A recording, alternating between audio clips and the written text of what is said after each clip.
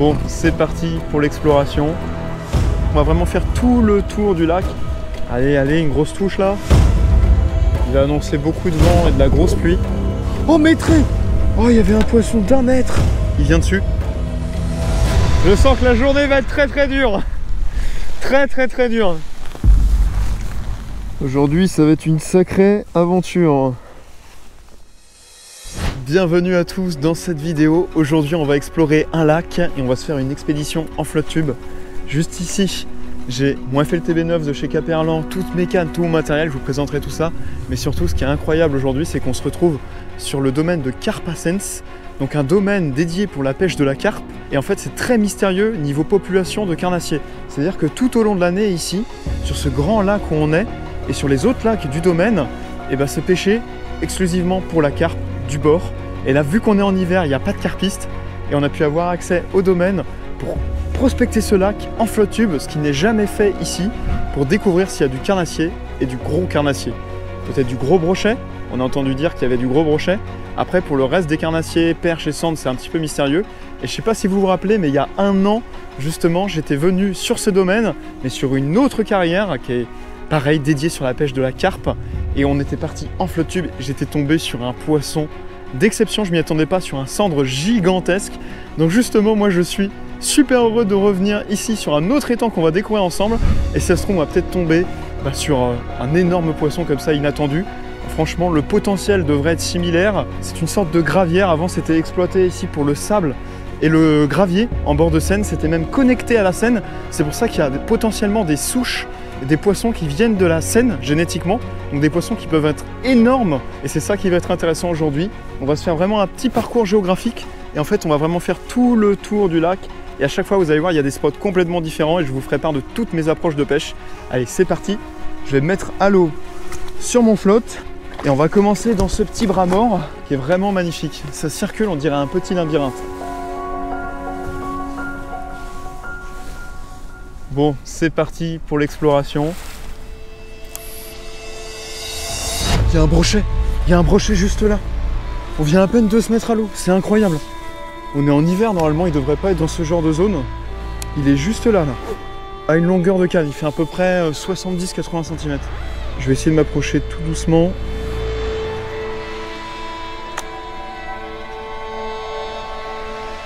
Il vient dessus.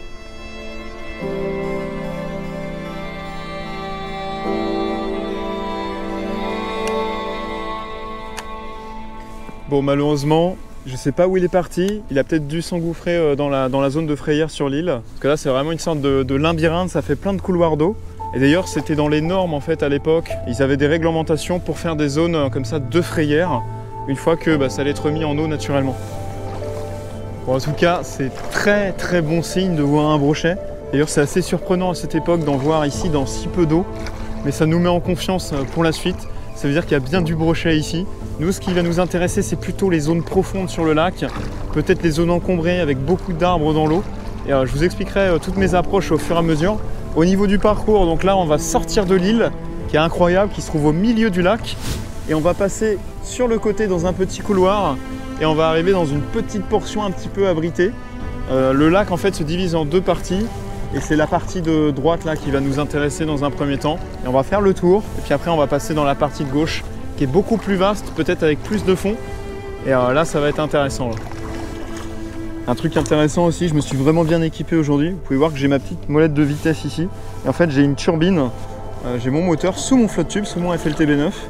J'ai ma batterie à l'arrière. Et ça va me permettre du coup de me déplacer beaucoup plus vite grâce au moteur. Parce qu'il y a beaucoup de superficie sur le lac, beaucoup de surface. On risque d'avoir un temps chaotique avec beaucoup de vent et de la pluie. Et vu qu'on n'a qu'une journée, l'idée c'est de prospecter les spots les plus intéressants et d'aller à l'essentiel pour trouver du poisson. On va commencer par là. En tout cas, le cadre est incroyable. Hein. Il fait très froid, mais ça peut faire des très beaux poissons. En général, ils sont gras l'hiver comme ça. Ah ouais, c'est magnifique. C'est marrant parce que l'eau, elle est un petit peu bleutée. Elle est très claire. Il va peut-être falloir utiliser des approches très discrètes, très naturelles au niveau des leurres. On va voir tout ça ensemble. Ça y est, on arrive sur le premier spot. La pluie commence à arriver aussi. Là, je vais commencer assez gros avec un gros shad. Donc un Rock Vibe shad en 8 pouces avec une monture 360, c'est-à-dire que j'ai un triple sous le ventre ici. Donc quand le poisson va arriver, donc il peut facilement se prendre le triple. Et ça va tourner, donc ça évitera les décroches. Donc je préfère assurer le coup. L'hiver, ils sont plutôt sur des grosses proies pour faire leur réserve de graisse. Et là, on est sur une jolie berge avec beaucoup d'arbres morts qui tombent dans l'eau. Il y a l'air d'y avoir un petit peu de fond.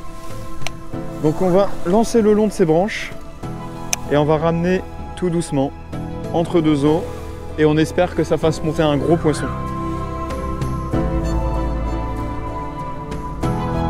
Surtout qu'on a vu qu'il y avait du brochet. Donc j'ai pas spécialement besoin de me mettre en confiance en pêchant avec du petit leurre au début.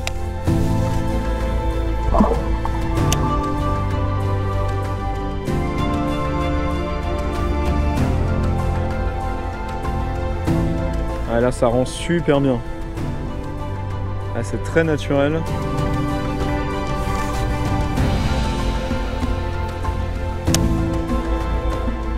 On va voir comment ça se profile, mais là, avec la météo qui se dégrade très très vite, il va annoncer beaucoup de vent et de la grosse pluie. Il fait aussi très très froid.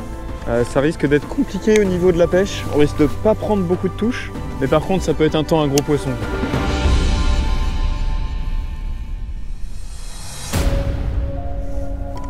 On voit bien les arbres qui sont complètement tombés dans l'eau.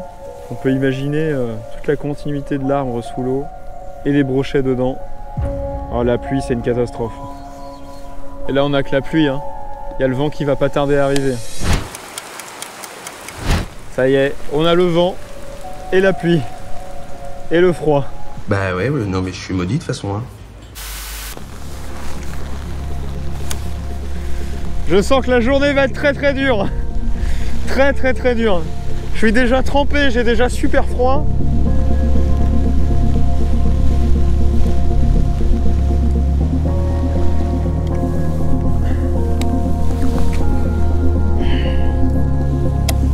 Allez, allez, une grosse touche là. Bon, les peu de fois où j'ai pêché dans ces conditions là, très difficiles, en général j'ai eu très très peu de touches. Mais par contre, c'était des gros poissons. Souvent comme ça, de la pluie, du vent, c'est une météo à gros brochets. Alors, faut espérer qu'il y ait des gros brochets ici. Je pense que oui. Surtout au vu de ce qu'on a vu tout à l'heure sur l'île.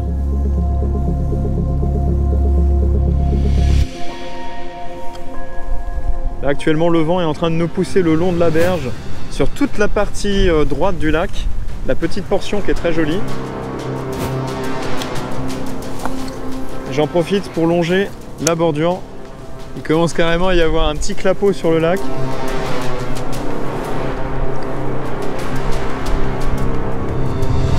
Oh! Qu'est-ce que c'est? Poisson?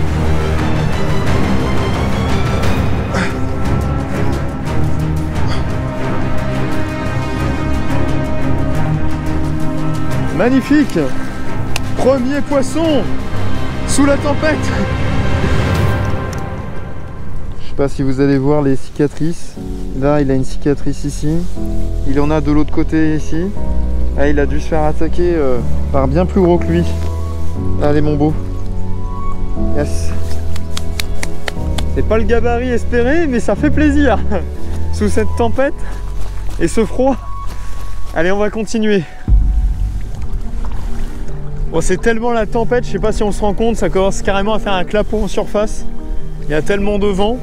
Ce qui est cool, c'est que je peux utiliser mon moteur, je le mets en petite vitesse et ça me permet de rester à peu près sur place sur les zones. Sinon, je dériverais trop vite et je pourrais pas prospecter les bonnes zones, quoi, efficacement. Allez, c'est reparti avec le gros leurre. On espère que ça fera un gros poisson cette fois. En tout cas, ça me met en confiance. Ça veut dire qu'il y a quand même une belle population de brochets ici, qu'il y a de la reproduction. Parce que ça, c'était un petit brochet. Il doit y avoir les gros. Puis il avait des cicatrices aussi. Des cicatrices, des marques de dents de d'autres brochets certainement. Après, ça reste des hypothèses.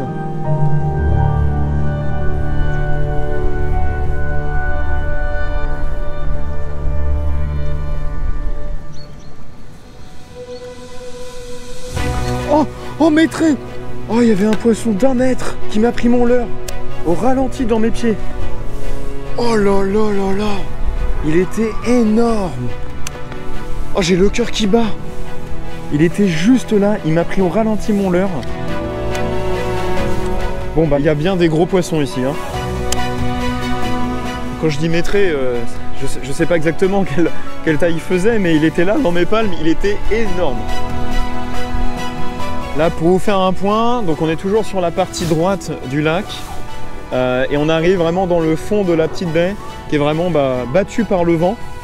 Donc ça va être intéressant parce que ça veut dire que tout ce qui est apport de sédiments, etc., nourriture ont été poussés sur cette berge là. Ça peut ramener les poissons blancs, donc la nourriture pour les brochets. Et les brochets ont l'air d'être là justement parce que je viens de faire suivre un poisson énorme. Ah, j'aurais bien aimé le faire celui-là. Il doit y avoir moins d'eau ici, je commence à toucher le fond. Ouais, je touche le fond. On arrive vraiment dans le renfoncement là, de la petite baie. Il y a beaucoup moins d'eau. Je vais changer de technique. Je vais essayer différentes choses. Je vais passer là-dessus, sur un runabout. C'est un leurre articulé qui va imiter vraiment la nage naturelle d'un poisson. Il a une bavette, ce qui va me permettre de descendre à peu près ici à 1 mètre de profondeur. Donc ça va être parfait pour la zone ici. On voit des bancs de sable qui remontent par endroits. Il y a bien moins d'eau, donc ça va mieux passer que mon gros leurre souple. Et surtout, c'est un coloris très naturel qui imite une perche. S'il y a des perches ici, on devrait être plutôt pas mal. Et je vais pêcher tout doucement en linéaire comme ça, dans ces zones. Et je vais essayer de passer un petit peu entre les branches pour voir si ça peut pas faire sortir aussi un poisson des obstacles. L'idée, c'est quand même de passer pas mal de leurres présents dans mes boîtes et de voir s'il n'y a pas vraiment un truc qui peut se démarquer. En tout cas, gros leurre souple en pleine eau, ça a l'air de faire réagir des gros poissons quand même.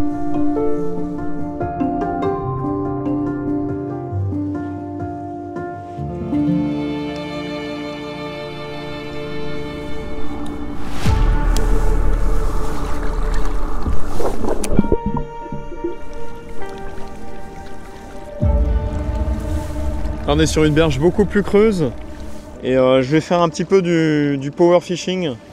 Je vais continuer avec mon leurre dur là. Et je vais faire toutes les berges assez rapidement en remontant. Parce que j'y crois un peu moins là, il n'y a pas beaucoup d'eau. Et puis il nous reste encore beaucoup de zones à prospecter.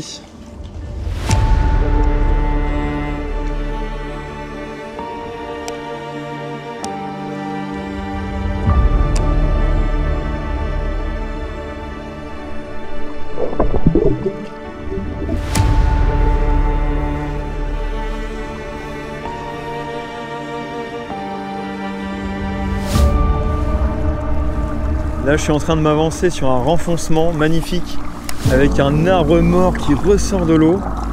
On va passer doucement au runabout le long de ses branches. Et là, la zone est magnifique, hein. Là, il y a vraiment moyen que ça tienne un gros poisson. Il y a des petits buissons aussi qui sont dans l'eau. Là, il y a des herbes aussi qui sont dans l'eau. Je pense que le lac a dû monter de niveau aussi avec la pluie. Vraiment des très jolies zones, là. Je ramène en linéaire et je fais des petites pauses par moment. J'aime bien faire des pauses parce que après une accélération, pour le brochet, c'est une opportunité pour lui d'attaquer. Très important les pauses. Là, il y a un petit peu de profondeur, il y a des beaux buissons. Franchement, il y a tout ce qu'il faut pour accueillir un beau brochet. Là, je suis vraiment en mode ponçage. Là.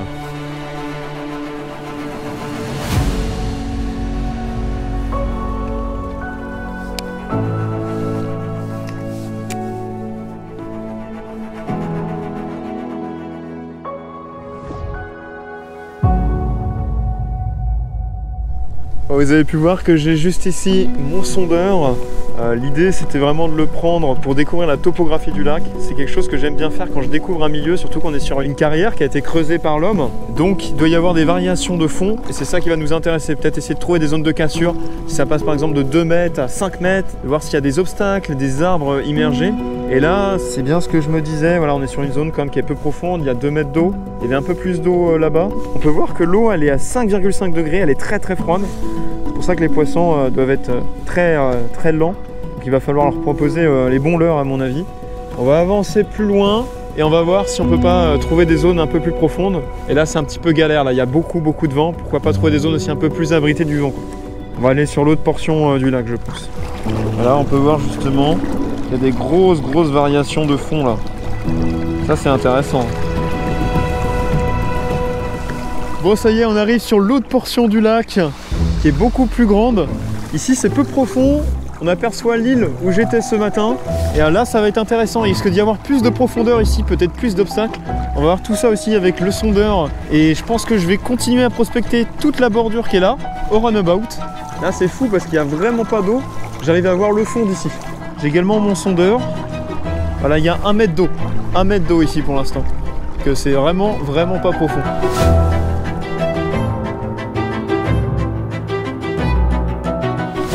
On va quand même se faire les petites bordures. Les petites bordures, elles peuvent quand même abriter du poisson.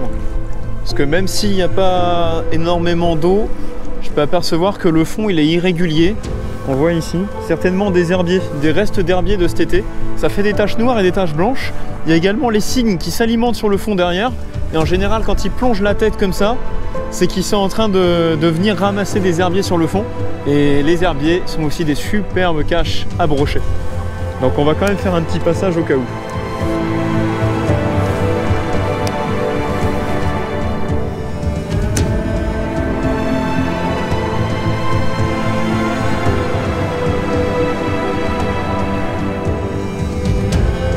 Ouais. Quand je vous disais qu'il y avait des restes d'herbiers, regardez les algues. Vraiment intéressant là. C'est justement ça que les cygnes mangent. Il doit y avoir les brochets pas loin. Parce que pour l'instant, si on doit faire un bilan, c'est pas fameux quoi. Sur l'autre portion du lac, on s'est pris la tempête. Là, ça s'est un peu calmé. Je fais un petit brochet. J'en loupe un énorme qui, je pense, était pas loin du mètre. Malheureusement, je le loupe dans mes palmes. Et sinon, rien de plus. Donc on va voir si cet après-midi, ça va changer la donne.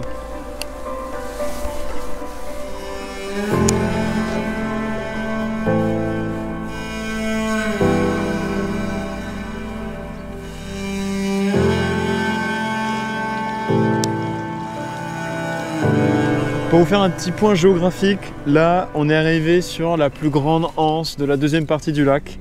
Donc une des zones qui m'intéresse le plus parce qu'il y a vraiment des gros arbres dans l'eau. Là il y a un petit peu plus de profondeur, je le vois. On est passé sur du 2 mètres, 2 mètres 50. Donc je vais monter un leurre différent. Je vais peut-être passer sur un petit leurre, peut-être plus à gratter dans les buissons pour bien descendre dans les branches. Voilà. Je vais passer là-dessus sur un petit chatterbait avec un rockveil blanc. Et on va gratter comme ça dans les buissons. Il y a quand même pas mal d'obstacles. Je me dis que ça peut être intéressant.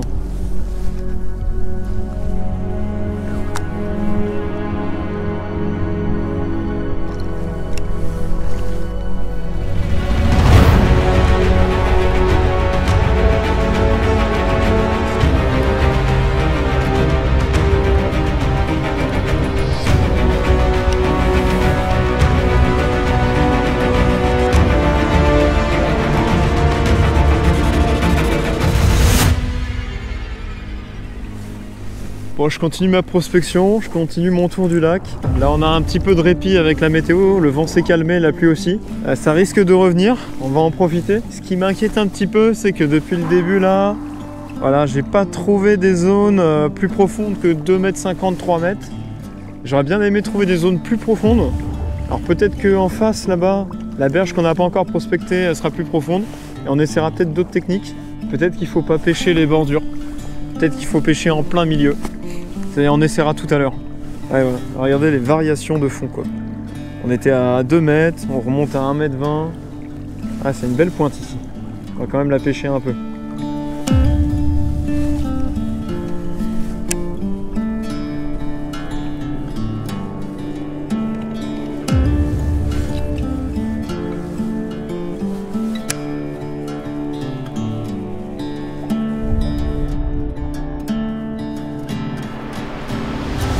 Ouais, poisson. Yes. Magnifique. Enfin, ça se débloque. Au runabout sur les bordures. Ah, ça fait plaisir. C'est un beau poisson en plus. Yes. officiellement mon deuxième poisson. Et là, ça envoie là. Là, c'est costaud déjà. Oh, je suis trop content. Ça valait la peine. Hein. C'était tellement dur la pêche. Il fait tellement froid. Ah, il en voulait. Hein. Là, on a un beau poisson. Avec des couleurs magnifiques. Voilà, juste après la tempête, sur un petit moment de calme. Où le vent se calme, ça fait plaisir. Ouh, beau poisson, bien dodu. On est loin du calibre qu'on a vu ce matin qui m'a suivi. Et ça fait super plaisir. Allez, on le relâche et on continue et on essaie de faire plus gros. Voilà, super. Oh yes, je suis trop content. Ça valait la peine de persévérer. Hein. On a peut-être une piste, on va continuer sur notre bordure là. Et c'est surtout que je commençais à désespérer parce qu'on a presque fait tout le tour du lac. Il ne reste plus que la portion de derrière là. Et après on est limite à revenir sur les secteurs de ce matin. Mais là-bas, il y a l'air d'y avoir du fond. Donc on va peut-être pouvoir trouver des plus gros poissons ou même changer de technique. Et ça c'est cool. Bon, je suis vraiment content d'avoir fait mon premier poisson. Mais on est loin, loin, loin je pense des plus gros poissons qu'on peut trouver dans ce lac. Surtout avec le poisson qu'on a vu ce matin un peu en pleine eau. Et justement c'est ce que je vais faire. Je vais aller en plein milieu du lac. Là je suis en train de sonder sur le fond. Il y a plus de 4 mètres d'eau ici. Donc il y a vraiment de l'eau. Et je vois qu'il y a des zones avec des cassures, ça remonte, le fond est irrégulier. Donc c'est très intéressant. Les poissons peuvent se caler justement dans ces petites zones de cassure.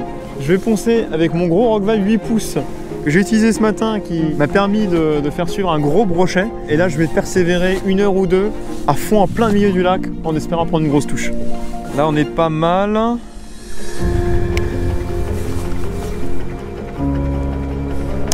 Voilà, c'est bête et méchant, c'est des grands lancers, puis on ramène doucement entre deux eaux.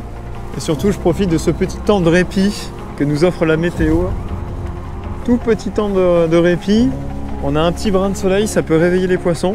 Et après, quoi qu'il arrive, il y a la berge d'en face qu'on n'a pas encore fait, qui sont très très bons. Ah, ici, il y a plus de 4 mètres d'eau. Hein. Là, c'est certainement la zone la plus profonde qu'on a vue depuis le début de la journée.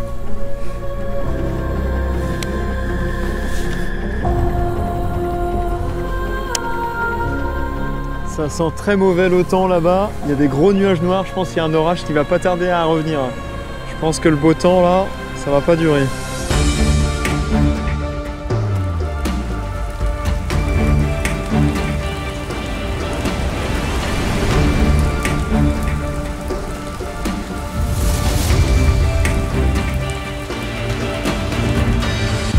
Bon, faut qu'on fasse un point là. Je commence à désespérer, ça fait déjà quelques heures que je suis en pêche, que j'ai découvert le plan d'eau, j'ai testé plein de techniques différentes, il fait super froid, il pleut, je commence à ne plus sentir mes mains.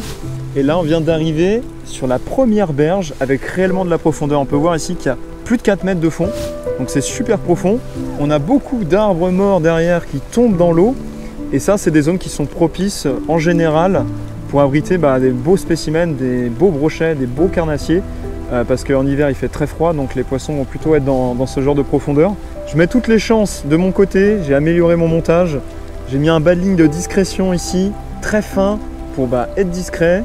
J'ai mis ici un petit avançon 70 centièmes pour éviter de me faire couper. Et j'ai mis un tout petit leurre, voilà, en 4 pouces, un petit rockval très naturel. Et l'idée, c'est de descendre le long de ces branches et d'aller toucher le fond tranquillement, voir si on peut pas déclencher un beau poisson de cette manière. Là c'est vraiment je tente le tout pour le tout. Full discrétion et on voit si ça marche. Allez, c'est parti. Voilà, le temps est un peu chaotique. Il pleut beaucoup. Par contre on arrive vraiment sur des super zones. On voit que la berge elle est beaucoup plus érodée. On voit que ça tombe à pic avec des bois morts. Et ça c'est des zones qui sont intéressantes en hiver. Les poissons doivent être là-dedans. On va laisser descendre notre leurre le long de cette berge. Et on va voir si on peut pas se prendre une touche à la descente.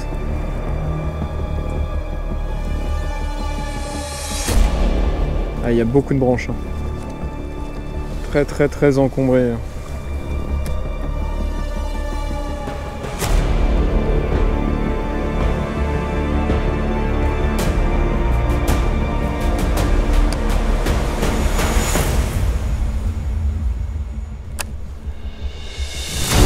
Poisson! Yes! Oh, c'est un beau poisson. C'est un beau poisson.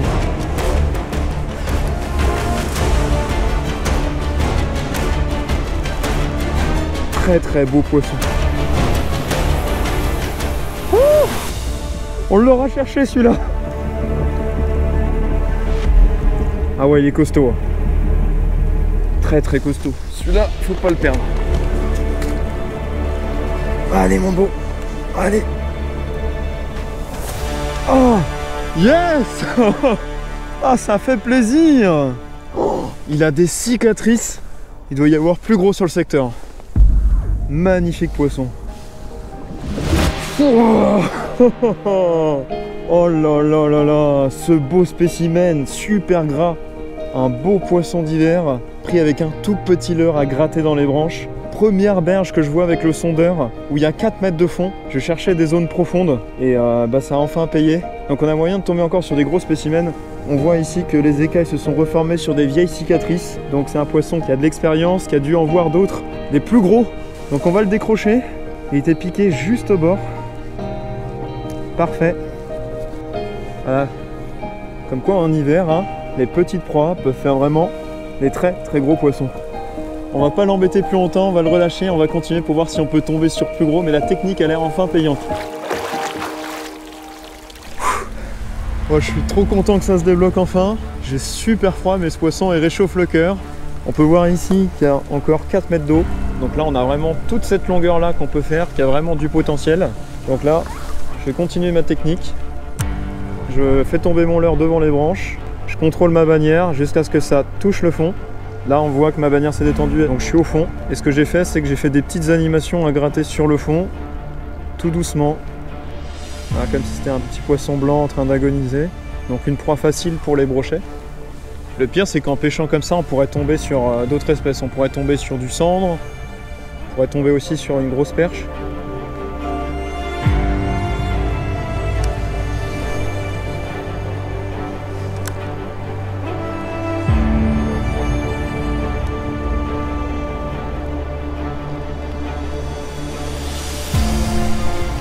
La lumière est vraiment en train de baisser, il doit rester à peu près 1 heure de pêche.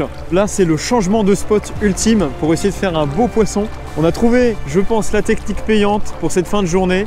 Voilà, laisser descendre le leurre le long des branches. Et je vais retourner sur la zone qui est de l'autre côté, où ce matin, j'ai vu un énorme poisson aux alentours du mètre me suivre jusque dans mes palmes. Et l'idée, c'est de revenir avec cette technique sur la zone où il était, et peut-être qu'on pourra le décider. Et je voulais profiter de ce moment de changement de spot pour vous dire que je serai présent au Salon des Pêches donc de Royan du 11 au 13 avril. J'aurai mon stand, je serai là pour vous rencontrer, on pourra discuter pêche. Donc ce sera un super événement à ne pas louper. Vous aurez toutes les informations en description. Durant cet événement, il y aura plein d'activités, des animations, des conférences autour de la pêche, plein d'intervenants, plein de marques différentes. Il y aura aussi des compétitions de pêche sur la plage. Donc ça risque d'être vraiment génial. Nous, on va continuer notre route en flotte tube et on va aller taquiner le gros poisson.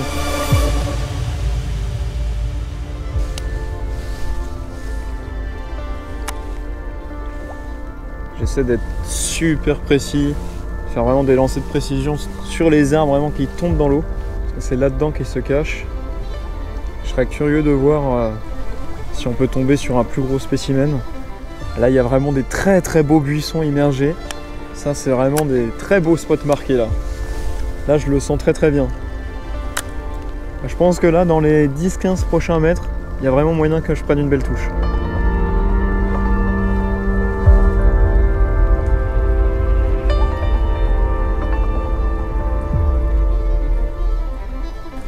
Je me suis accroché. Il y a des arbres morts de partout sous l'eau, c'est incroyable. Les poissons peuvent être vraiment partout. Voilà.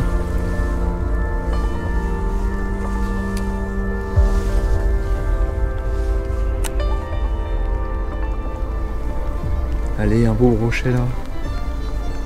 Ou une énorme perche aussi, ça pourrait être incroyable.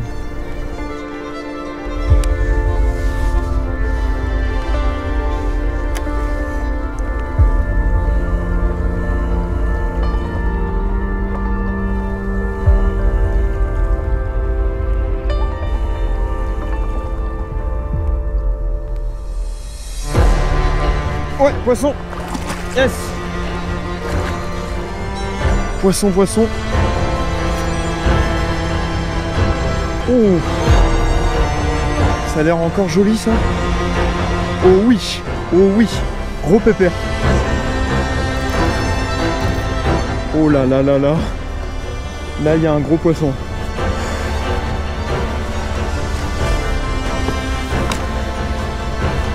Incroyable. Très très peu de touches, mais que des gros poissons. Celui-là, faut pas le perdre, il est vraiment très très gros. Allez mon beau. Allez. Allez. Oh là là, c'est chaud. Allez. Voilà. Purée. Tellement gros qu'il rentre pas dans l'épuisette quoi. Oh là là, il est magnifique. J'ai accosté au bord pour pouvoir vous présenter ce magnifique poisson pour pas qu'il m'échappe des mains parce qu'il est vraiment très très gros. Puis moi je vais aller me dégourdir les jambes juste après, je suis mais frigorifié. Mais ce poisson là fait vraiment plaisir. Il est énorme. Regardez ça. Oh là là là là, la bête.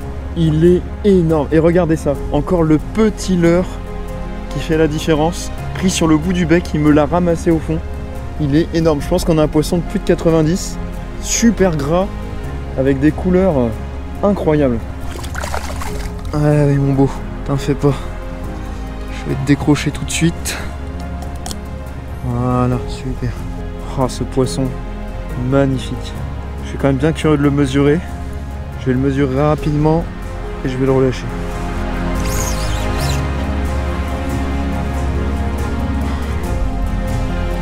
Un super poisson. Poisson qui fait 87, pas loin de 90 cm, mais qui est très très gras. Allez mon beau. Yes. Yes. Ça fait plaisir. Ce moment précis signe pour moi la fin de ma session de pêche et surtout de ma fermeture du carnassier. J'ai vraiment voulu vous emmener au cœur de l'action avec moi dans cette découverte, dans cette plongée dans l'inconnu. Il a fallu sans cesse se remettre en question et découvrir la totalité du lac pour enfin trouver la zone et la technique payante. C'est vraiment ça que j'ai voulu vous transmettre à travers cette vidéo, de ne rien prendre pour acquis et surtout de toujours persévérer à la pêche. J'espère que vous aurez apprécié cette découverte. N'hésitez pas à me le faire savoir directement dans les commentaires, à liker la vidéo pour soutenir la chaîne et à vous abonner pour ne pas louper toutes les prochaines aventures. En attendant, si vous ne savez pas quoi faire, vous pouvez regarder une vidéo en haut à droite et en haut à gauche. Et surtout, restez à l'affût car le plus gros projet de la chaîne arrive très bientôt.